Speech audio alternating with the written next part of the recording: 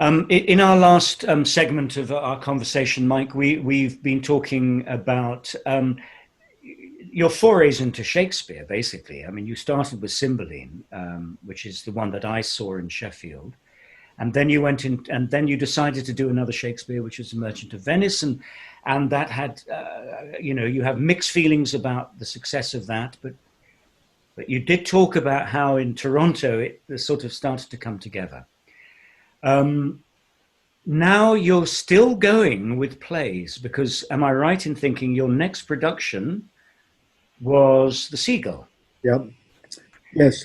I was thinking about this the other night. I can't remember quite when I started to focus more on plays. I did do more adaptations later on, like as we'll hear, but I suddenly was doing plays, and I I adored Chekhov, and I'd already done a lot of Chekhov when I was teaching at Lambda because it was very much part of the repertoire and the training.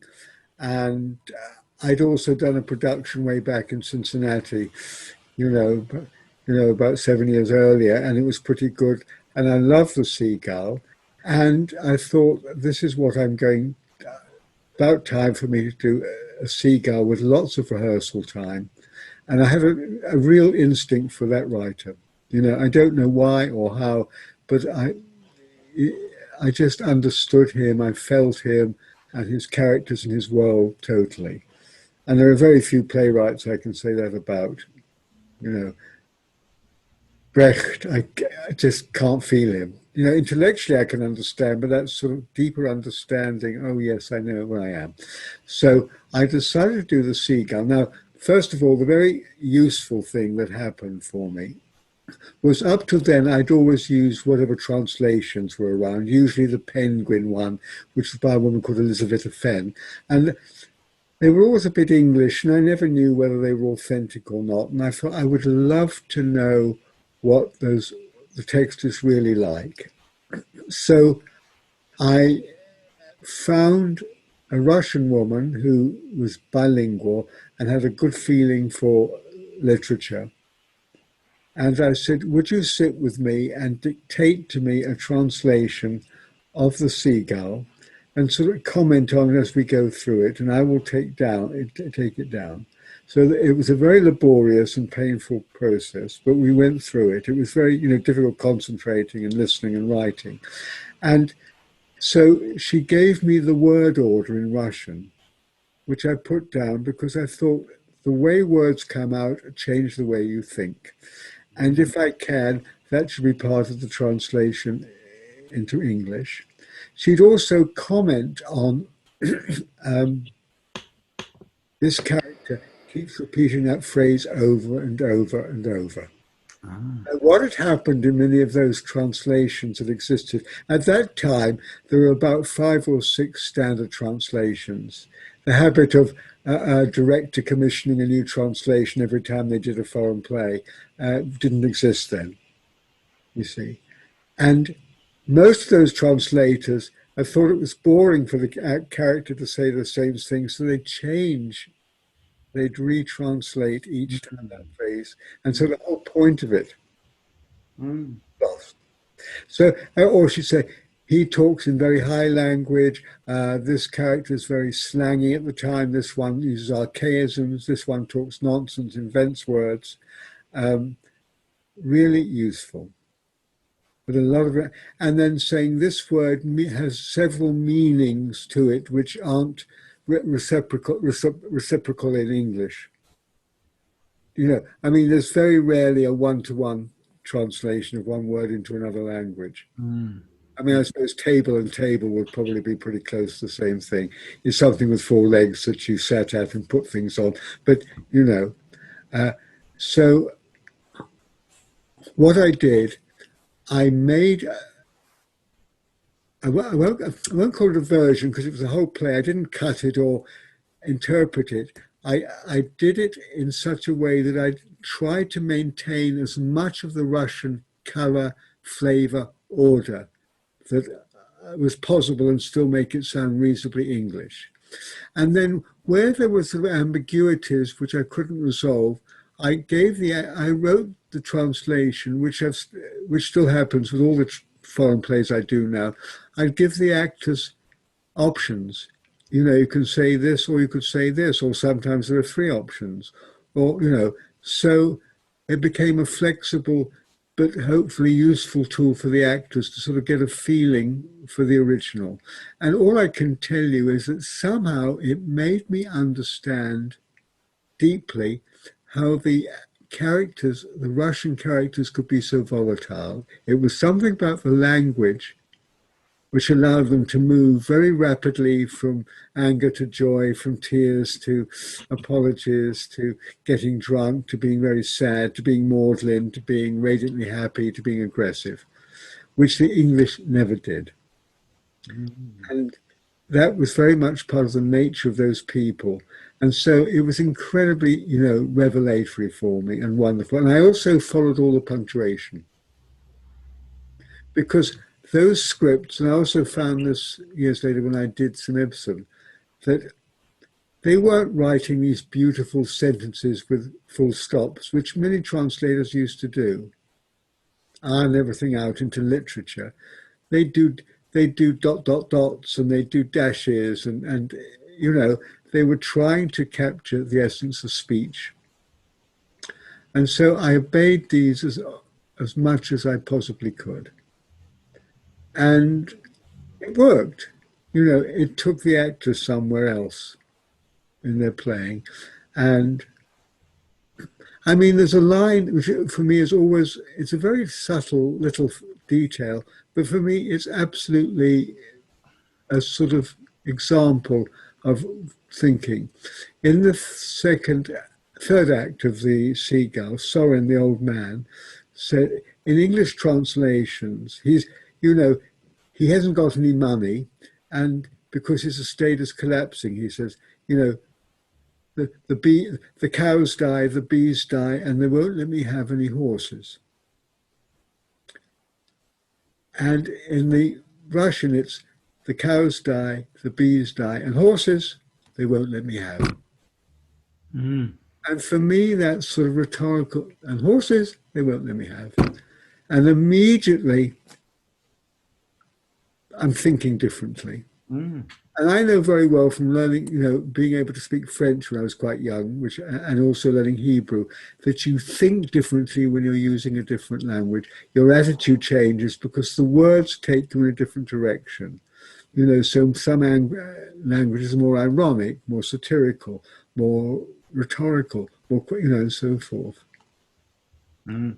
You know, so really interesting. So this was a great opening up for me.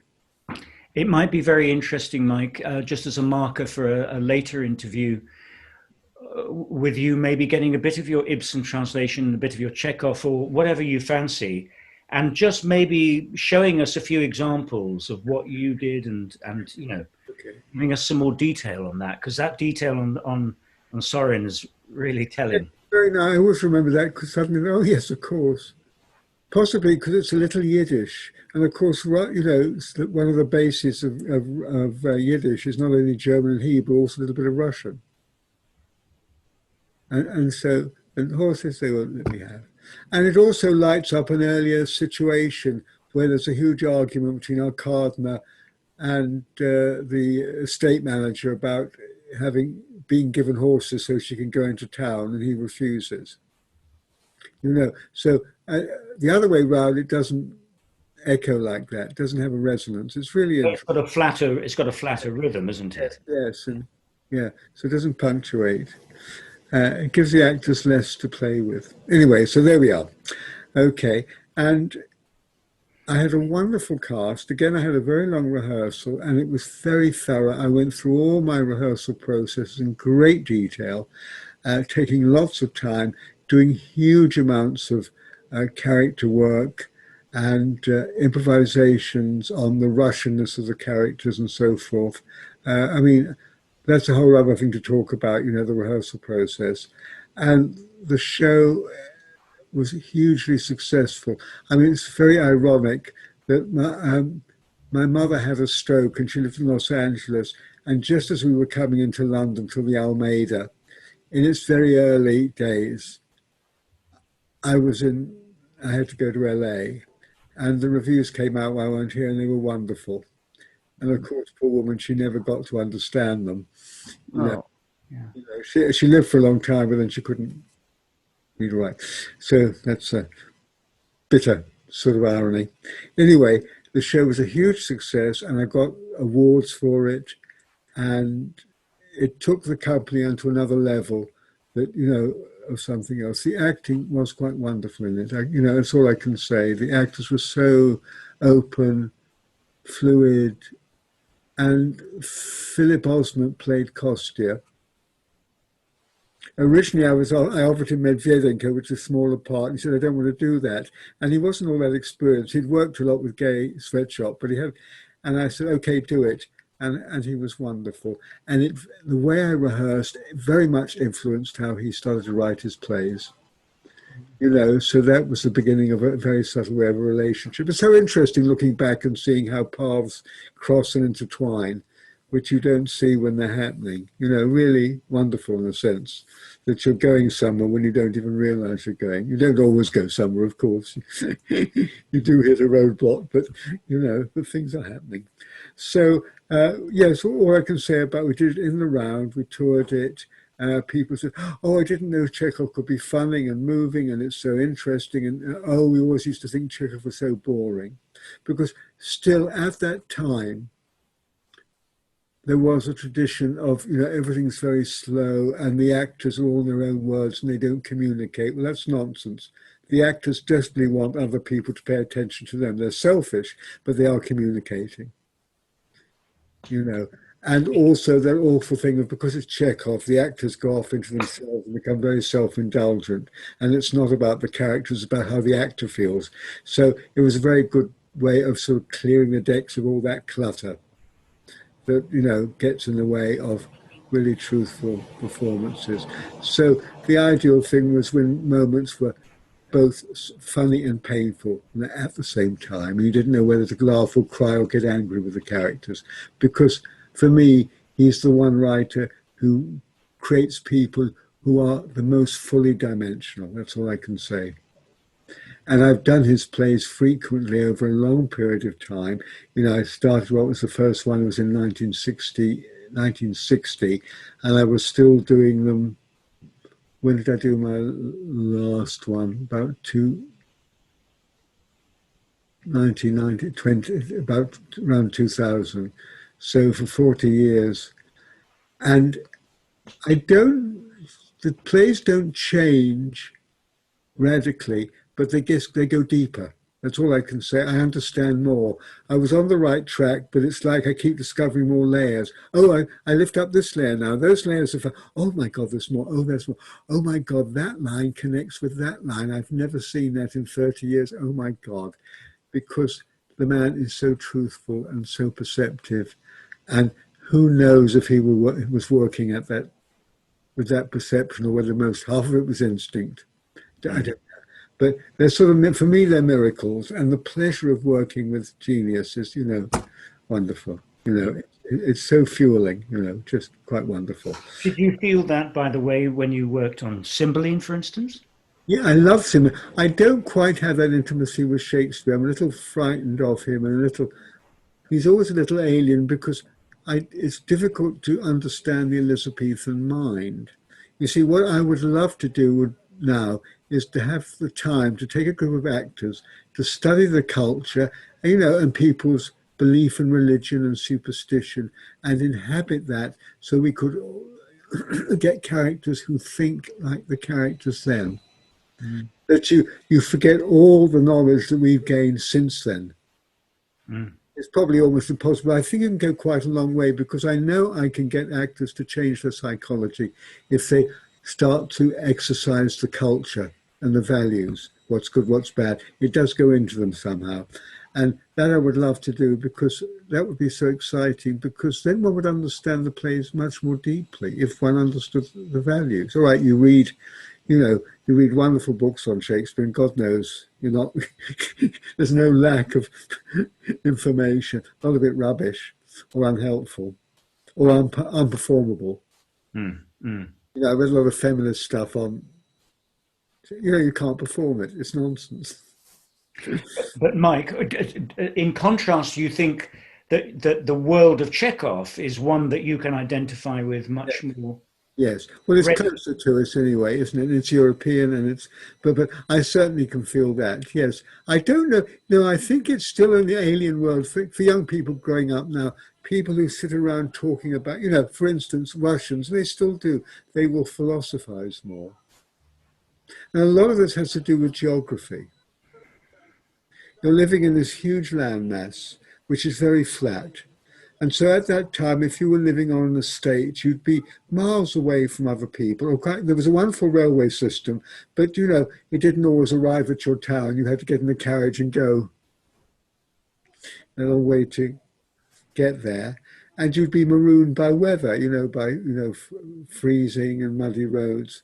And so you were left to your own sort of thoughts, and you had nothing to do. These people didn't work. They couldn't understand change because they were so used to living in the way they'd always lived. And then you're living in this world where you see a lot of sky and you feel very small and you say, why? Now, we live in this little island with little hills and things, and we don't get that immensity. So, you know, I mean, it's almost impossible to conceive a group of English people getting together. I say, let's go and have a drink and do some philosophy. You know, I mean, when I met actors in the Berliner Ensemble way back in the, I guess, the 60s, they'd say, let's go and have a beer and talk about Brecht. Can you imagine a group of RSC actors saying, let's go and have a drink and let's talk about Shakespeare? And so you've got to get into these minds, which are very different. Cultures are different. Look, I mean, the basis is, and I suppose this is really a talk for acting and act, but basically, we are all human beings and therefore all hardwired the same way. So whether we lived 2,000 years ago or now, or in a totally different culture, we all are dominated by the same essentials, you know, the same basic emotionals: awe, fear, lust, which is not just sex, but a desire, hunger, grief, and so forth. And they're in us. But we've been brought up in different cultures which have evolved different ways of dealing with those emotions. So whereas 30, 40, 50 years ago, English men, you never cried. And 100 years ago, if you were a Viennese officer and you had gambling debts, the disgrace was so huge you would take your own life. Now, when we have, MPs lying and blaming other people, it's a totally different world. You know what I mean? And so you have to get it. And that's, you see, this is for me the exciting thing about classical plays and why I get so bored with seeing them in modern dress and done things with to make them relevant, because the whole point is exploring another world and saying, look, this is the way people used to think. That's interesting. That's informative. Was that good? Have we developed? Are we any better? Rather than dismissing it all as irrelevant. It's nonsense. It's human, and it's the range of how cultures have evolved, which is quite extraordinary. Why do we wear the clothes we wear? Why? Music. I mean, it's absolutely thrilling. And just to put everybody into jeans and Armani suits and carry iPhones around on stage. So it's relevant. I mean, it's a bore now. It's a cliche, and it's tedious. And I despise it because it's lazy thinking. I really do. I just get very heated about it. It's lazy, sloppy, self-indulgent, wanting to please the audience and be cool, and it's not. Occasionally somebody comes up with something interesting, but if you're imposing a modern concept on a play that was written 50, 100, 150 years ago, you may make some connections, which are very obvious anyway, but you lose a lot of the other stuff.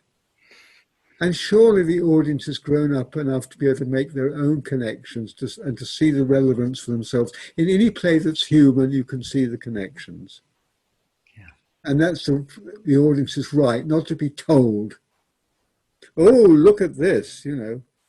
I think that's one of the themes of all your work is that you've always kind of said, here it is, but I am trying not to get in the way of what it is that we're showing to you. And so an awful lot of what you've said in the last few interviews has been about that, about the way you describe Dickens, you know, that there are all these different worlds that he creates.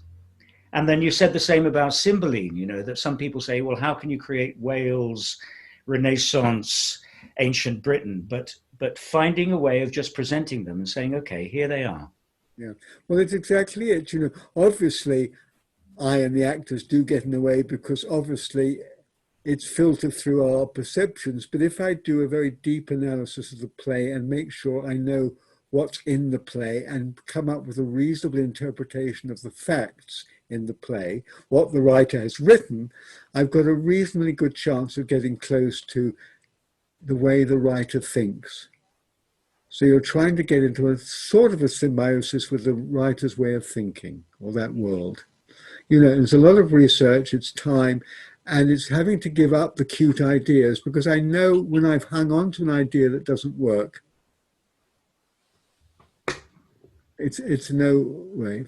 I mean, I can talk about it later on, but when I was doing the Midsummer Night's Dream, the Globe, I thought, wouldn't it be wonderful if when they were in the woods, they could never see anybody, see each other because it was dark, you see. So the poor actors playing the four lovers, they were so good. You know, I'd turn the lights off in rehearsal, I'd blindfold them, and I'd push them. And of course, it never worked because that's not what Shakespeare had.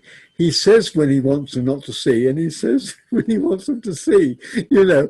And again, I wasn't bearing the play. I've got an idea of, oh, how amazing it must have been to be at the Globe in the afternoon, have people acting being in darkness at night. Well, it probably was for those moments when you acted the dark, but you didn't do it all the time, you know. So there you go. All right. All Okay. right. So there's Seagull. And I think, Mike, again, I'm going to interrupt you and say I think Seagull is where we bring this to a close, okay? Yep. Um, and we will reconvene at a certain point. All Okay. right. You know, next week I should be Um, working in the mornings, but my afternoons are free. okay. Wait a second. Wait a second, Mike. Don't talk to me now. Um, let's stop recording. Thank you for watching, and I hope you enjoyed that chat. And if you did, would you press the like button and also the subscribe button? That would be great. And if you wanted to be given alerts to when the next one is happening, just press the bell button. If you want to put any comments or any questions underneath here, underneath the video, please do. And at some point I will re-interview Mike, as it were, and put some of these questions to him. So I look forward to seeing you again soon. Thank you.